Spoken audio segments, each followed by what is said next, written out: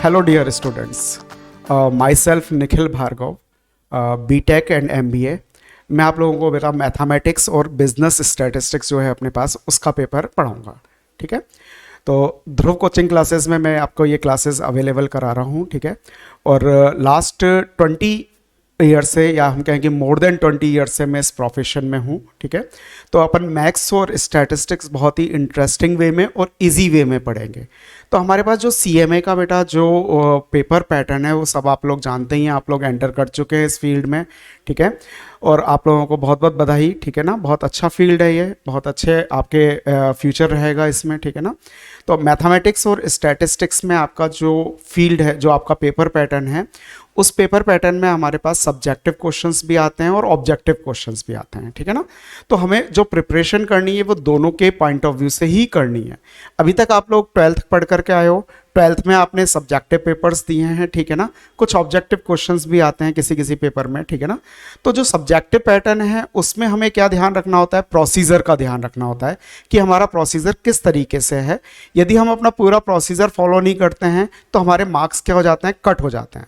लेकिन हमारे पास जो ये पेपर है, अब हम प्रोफेशनल इसमें आ गए हैं, ठीक है ना। इसमें हमारे पास दोनों टाइप के पैटर्न है। तो सब्जेक्टिव में तो हमें ध्यान ही रखना है, जो भी हमारे पास स्टेप्स हैं सारे स्टेप्स हमें लिखना है, किसी भी स्टेप को हमें कट नहीं करना है।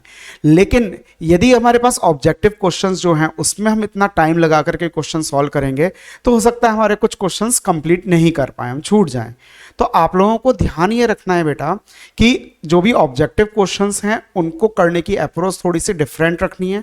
उनको करने के लिए हमें कुछ शॉर्टकट्स सीखने पड़ेंगे, वो हम क्लास में डिस्कस करेंगे। जैसे जैसे हम आगे चैप्टर्स पढ़ते जाएंगे वैसे वैसे वो सारी चीज़ें हम डिस्कस करते जाएंगे, ठीक है ना। और सब्जेक्टिव क्वेश्चन करने का पैटर्न तो आप जानते ही हैं, वो भी अपन डिस्कस करेंगे, ठीक है ना, कंटिन्यूशन में, ठीक है। तो यहाँ पर हमें ध्यान रखना बेटा, दो अप्रोच रखनी है, एक तो सब्जेक्टिव को सॉल्व करने के लिए और एक ऑब्जेक्टिव क्वेश्चंस को सॉल्व करने के लिए, ठीक है। बहुत इजी पेपर है और बहुत स्कोरिंग पेपर है, ठीक है। इसमें आप बहुत अच्छा स्कोर कर सकते हैं, ठीक है। और यदि आपने इसमें अच्छा स्कोर कर लिया तो डेफिनेटली आप मेरिट में भी आ सकते हैं, ठीक है। तो मेरिट में आने के लिए जो स्टूडेंट्स मेरिट के लिए प्रिपेयर कर रहे हैं उनके लिए तो बहुत ही इंपॉर्टेंट सब्जेक्ट हो गया ये, ठीक है। अब हम अपने पेपर पे आते हैं। तो हमारे एक तो क्या है, बिजनेस मैथमेटिक्स है और एक क्या है बेटा, स्टैटिस्टिक्स है, ठीक है ना। तो अपने पास इसका जो सिलेबस है, ठीक है, ये अपना पेपर नंबर 4 है फाउंडेशन का, ठीक है, बिजनेस मैथमेटिक्स एंड स्टैटिस्टिक्स। तो हमारे पास बेटा यदि हम इसमें चैप्टर्स की बात करें तो हमारे पास टोटल जो चैप्टर्स हैं मैथमेटिक्स में तो 2 यूनिट्स हैं। मैथमेटिक्स को हमने 2 यूनिट्स में डिवाइड कर रखा है, ठीक है ना। और स्टैटिस्टिक्स में हमारे पास 4 यूनिट्स हैं, ठीक है। तो हमारे पास जो मैथमेटिक्स में यूनिट्स हैं, फर्स्ट यूनिट है जो, वो है बेटा फर्स्ट यूनिट तो अर्थमेटिक है हमारे पास, ठीक है ना। अर्थमेटिक हमें पढ़ना है। अर्थमेटिक में 3 चैप्टर्स दे रखे हैं। First chapter is ratio, proportion, variation and, ठीक है। दूसरा चैप्टर जो है वो है हमारे पास simple interest and compound interest and third chapter is arithmetic progression and geometric progression, ठीक है। हमारे पास जो मैथमेटिक्स और स्टैटिस्टिक्स का वेटेज है वो क्या है बेटा, मैथमेटिक्स में से तो हमारे 40 मार्क्स के क्वेश्चंस आते हैं और हमारे पास जो स्टैटिस्टिक्स है, ठीक है ना, स्टैटिस्टिक्स में हमारे पास टोटल 4 यूनिट्स हैं, ठीक है ना। इन स्टैटिस्टिक्स में हमारे पास 60 मार्क्स के क्वेश्चंस आते हैं, ठीक है। तो स्टैटिस्टिक्स का पोर्शन हमारे पास थोड़ा सा ज्यादा है मैथमेटिक्स के कंपैरिजन में, ठीक है। थोड़ा सा ही डिफरेंस है, वो 40% है और ये 60% है वेटेज में, मार्क्स में, ठीक है। तो हम यदि अपने मैथमेटिक्स की बात करें तो अर्थमेटिक में हमारे पास 3 यूनिट्स हैं, ठीक है ना। First is ratio, variation and proportion, ठीक है, बहुत इजी चैप्टर है, ठीक है। Second is simple interest and compound interest, बहुत इंटरेस्टिंग चैप्टर है, नाम ही इंटरेस्ट है, इंटरेस्टिंग भी चैप्टर है, ठीक है। एंड फिर arithmetic progression and geometric progression. Arithmetic progression बेटा हम 10th क्लास तक पढ़ते हैं, 10th क्लास में अर्थमेटिक प्रोग्रेशन का थोड़ा सा पार्ट है, ठीक है। ज्योमेट्रिक प्रोग्रेशन 11th क्लास में आता है, ठीक है। जो मैथ्स वाले स्टूडेंट्स हैं उन्होंने पढ़ रखा है लेकिन नॉन मैथ्स वालों ने नहीं पढ़ रखा है, ठीक है। ये भी इजी चैप्टर है, ठीक है। इससे पहले जो हमने 2 चैप्टर डिस्कस किए, सिंपल इंटरेस्ट, कंपाउंड इंटरेस्ट, ये आपने 6th-7th क्लास में पढ़ा होगा और रेशो एंड वेरिएशंस ये भी 6th-7th क्लास में होता है। तो मतलब ये हमारे पास जो फर्स्ट यूनिट है बेटा, इसमें 3 चैप्टर्स हैं हमारे पास। इसमें मैक्सिमम पोर्शन ऐसा है जो हमने अप टू 10th क्लास कहीं ना कहीं पढ़ रखा है, ठीक है। मतलब हम फैमिलियर हैं सारे टॉपिक्स से। एक केवल ज्योमेट्रिक प्रोग्रेशन है जो 11th क्लास में आता है, ठीक है। फिर हमारे पास जो सेकंड स्टडी नोट है, ठीक है, जो सेकंड यूनिट है वो है हमारे पास अलजेब्रा। अलजेब्रा में हमारे पास टोटल 4 चैप्टर्स हैं। एक तो है सेट थ्योरी, ठीक है ना, ये 11th क्लास का टॉपिक है, 11th क्लास में हम पढ़ते हैं। फिर सेकंड है indices and logarithm, basic concepts हैं इसके, ठीक है ना। इंडिसेस हमने कहीं ना कहीं 6, 7, 8, 9, 10 में कहीं ना कहीं पढ़ रखा है, ठीक है ना, मतलब लोअर देन 10th क्लास हमने पढ़ रखा है। और हमारे पास जो लॉगरिथम है, लॉगरिथम बेटा अपने पास ना तो 11th 12th में है ना 10th लेवल तक है, ठीक है ना, मतलब ये as a subject as a topic पूरा कवर नहीं हो रहा, कहीं पे कहीं बीच बीच में यूज आता है तो हम इसको थोड़ा बहुत पढ़ लेते हैं, लेकिन बहुत इंटरेस्टिंग टॉपिक है, ठीक है ना, बहुत अच्छा टॉपिक है। फिर उसके बाद परमुटेशन एंड कॉम्बिनेशन, ठीक है, ये 11th क्लास का टॉपिक है जो हम 11th क्लास में पढ़ते हैं, ठीक है, और बहुत ही इंटरेस्टिंग, मतलब हम कहें तो हमारे पूरे कोर्स का सबसे इंटरेस्टिंग चैप्टर की बात करें तो परमुटेशन एंड कॉम्बिनेशन है, ठीक है ना। रियल लाइफ में काफ़ी सारी प्रॉब्लम्स आती हैं जिसमें हम परमुटेशन कॉम्बिनेशन यूज में लेते हैं, ठीक है ना। तो इसको अपन पढ़ेंगे, बहुत आराम से पढ़ेंगे, धीरे धीरे पढ़ेंगे और बहुत सारे क्वेश्चंस करेंगे इसमें, ताकि आपके कॉन्सेप्ट्स क्या होते जाएं, क्लियर होते जाए। फिर लास्ट चैप्टर जो हमारा है अलजेब्रा में वो है क्वाड्रेटिक इक्वेशन, ठीक है ना, बेसिक कॉन्सेप्ट्स हैं, ये भी आपने 9th 10th क्लास में पढ़ रखा है कहीं ना कहीं, ठीक है ना, तो आप लोगों को ऐसे कोई ज़्यादा दिक्कत नहीं आएगी। तो मैथमेटिक्स में तो हमारे पास टोटल 4 and 3 7 चैप्टर्स हैं, 2 यूनिट में हैं, ठीक है ना। तो मैथमेटिक्स में बहुत इजी टॉपिक है, ठीक है, और हम इसमें बहुत अच्छा स्कोर कर सकते हैं। अब आते हैं हम इसके सेकंड पार्ट की, सेक्शन बी की, ठीक है। सेक्शन बी में हमारे पास है जो है वो है बिजनेस स्टैटिस्टिक्स है, ठीक है ना। तो बिजनेस स्टैटिस्टिक्स में हमारे पास बेटा टोटल 4 यूनिट्स हैं, सॉरी, और वो 60 मार्क्स की हैं हमारे पास 4 यूनिट्स, ठीक है ना।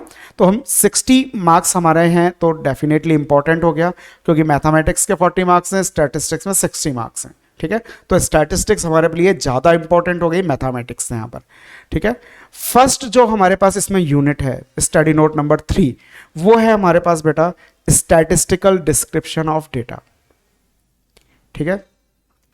इस चैप्टर में हमारे पास क्या है कि जो भी स्टैटिस्टिक्स है, स्टैटिस्टिक्स स्टार्ट कैसे हुई, ठीक है, स्टैटिस्टिक्स में क्या क्या होता है, ठीक है ना, वो सारी चीज़ें इसमें हमें बता रखी हैं उन्होंने, ठीक है ना।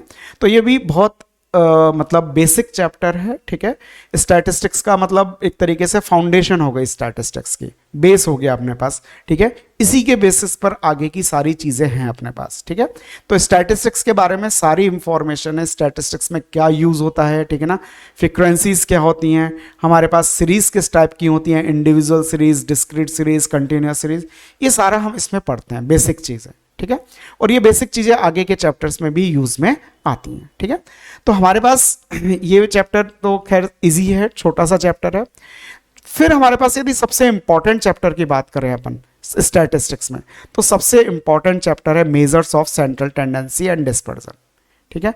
इसलिए इंपॉर्टेंट है बेटा क्योंकि ये इसी पर आगे की स्टैटिस्टिक्स बेस्ड होती है। यदि ये चैप्टर आपको समझ में आ गया, इसका मतलब आपको स्टैटिस्टिक्स इजीली समझ में आ जाएगी, ठीक है ना। जैसे हमारे पास फर्स्ट चैप्टर है मेजर्स ऑफ सेंट्रल टेंडेंसी, ठीक है ना, इसमें फर्स्ट चैप्टर है। फिर measures of dispersion, measures of skewness, 3 chapter है हमारे पास। तो सेंट्रल टेंडेंसी एक ऐसा चैप्टर है बेटा जो इसमें फर्स्ट चैप्टर है अपने पास, ठीक है ना, ये 4.1 है अपने पास। ये एक ऐसा चैप्टर है जिस पर पूरी स्टैटिस्टिक्स बेस्ड है, ठीक है। यदि हमें सेंट्रल टेंडेंसी नहीं आता तो आगे की चीज़ें भी नहीं आएंगी। आगे हम चाहे डिस्पर्जन कैलकुलेट करें, डिस्पर्जन में हम स्टैंडर्ड डेविएशन पढ़ते हैं, मीन डेविएशन पढ़ते हैं, उन सबको कैलकुलेट करने के लिए हमें सेंट्रल टेंडेंसी की वैल्यूज़ की रिक्वायरमेंट पड़ती है, ठीक है। तो अच्छा चैप्टर है, ठीक है ना, थोड़ा सा लेंदी है, मतलब थोड़ा सा बड़ा है, बहुत सारी चीज़ें हैं, ठीक है ना, लेकिन ईजी है, कोई टफ नहीं है। स्टैटिस्टिक्स बहुत ईजी है बेटा, मैथमेटिक्स के कंपैरिजन में स्टैटिस्टिक्स बहुत ईजी है, ठीक है। फिर नेक्स्ट यूनिट हमारे पास है स्टैटिस्टिक्स की जो 3rd यूनिट है स्टडी नोट 5, वो है कोरिलेशन एंड रिग्रेशन, ठीक है ना। तो ये 2 अलग अलग चैप्टर हैं, कोरिलेशन और रिग्रेशन, ठीक है। कोई भी 2 वैल्यू कैसे कोरिलेट होती है, ठीक है, जैसे प्राइस और डिमांड में कोरिलेशन होता है, स्टडी आवर्स और रिजल्ट में कोरिलेशन होता है, ठीक है ना, डे टेम्परेचर और जो सेल ऑफ कोल्ड ड्रिंक या आइसक्रीम होती है उसमें कोई रिलेशन होता है। तो जो भी कोई 2 वैल्यू रिलेटेड हैं, 2 वेरिएबल्स रिलेटेड हैं, ठीक है, उनके बिटवीन हम कितना रिलेशन है, कैसे कैलकुलेट कर सकते हैं, ये सारा हम यहाँ पर डिस्कस करेंगे, ठीक है ना। और रिग्रेशन बहुत इंपॉर्टेंट है बेटा, रिग्रेशन को हम मैनेजमेंट टूल कहते हैं, ये एक मैनेजमेंट टूल है, ठीक है ना। इसकी हेल्प से हम बहुत सारी चीज़ें कर सकते हैं, ठीक है। हमें कोई किसी चीज़ की फोरकास्टिंग करनी है, डिमांड फोरकास्टिंग करनी है तो वो कर सकते हैं हम, प्राइस डिटर्मिनेशन करना है तो वो कर सकते हैं, ठीक है। तो ये हम सारी चीज़ें सीखेंगे जब हम चैप्टर पढ़ेंगे, ठीक है। और उसके बाद नेक्स्ट चैप्टर है जो सबसे लेंदी भी है यहाँ पर, वो है प्रोबेबिलिटी, ठीक है। प्रोबेबिलिटी तो बेटा बहुत इंपॉर्टेंट है ही, ठीक है ना। प्रोबेबिलिटी हमारे आगे बहुत काम आता है, लाइफ में भी काम आएगा और आगे आप फील्ड में जाएंगे तो भी काम आएगा। और ये जो प्रोबेबिलिटी है इसमें बहुत सारी चीज़ें यूज आती हैं बेटा, इसकी परमुटेशन एंड कॉम्बिनेशन की। ये जो अपने पास चैप्टर है परमुटेशन एंड कॉम्बिनेशन, इसकी बहुत सारी चीज़ें यहाँ पर यूज में आती हैं, ठीक है ना। तो परमुटेशन कॉम्बिनेशन हमें अच्छी तरीके से समझ में आ गया तो ये मान लो कि प्रोबेबिलिटी हमें अच्छे तरीके से आ जाएगा, ठीक है। तो प्रोबेबिलिटी तो खैर है ही इंपॉर्टेंट बहुत। तो ये तो अपने पास कोर्स के बारे में इंट्रोडक्शन हो गया, ठीक है ना। टोटल 100 मार्क्स हैं अपने पास। सब्जेक्टिव और ऑब्जेक्टिव मिक्स्ड पैटर्न है हमारे पास, ठीक है। ऑब्जेक्टिव भी आते हैं, फिलप्स भी आते हैं हमारे पास, ट्रू फॉल्स भी आते हैं, सब तरीके के क्वेश्चंस आते हैं और सब्जेक्टिव क्वेश्चंस भी आते हैं, ठीक है।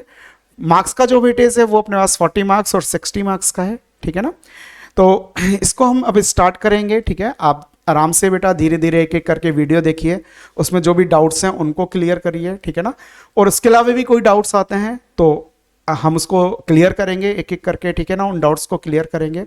तो ये अपने पास बेटा सब्जेक्ट का थोड़ा सा इंट्रोडक्शन है, ठीक है। ओके, फिर अपन आगे कंटिन्यू करेंगे विद चैप्टर, ठीक है। ओके, बाय बेटा। ओके।